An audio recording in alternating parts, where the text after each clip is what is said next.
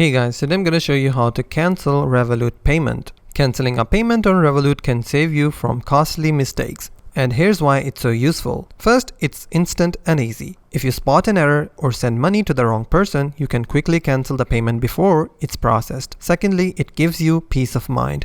Whether it's a duplicate transaction or an accidental amount, Revolut's cancel feature helps you avoid unnecessary charges. Third, it's secure. Canceling payments protects you from scams or suspicious transactions, keeping your money safe. And the best part is, Revolut's app lets you track payments in real time, so you can act fast and stay in control of your finances. And how do you actually cancel a payment? First of all you have to do is open Revolut app on your phone. Before proceeding, I want to let you know that you can only cancel a payment if the payment's status is processing. If the payment is already processed and transferred, then you will not be able to cancel your transfer. So make sure to act fast and cancel the payment while it's in the processing status. Now let's move forward. You will see Actions tab where you can see requested via payment link, and this transaction is under processing.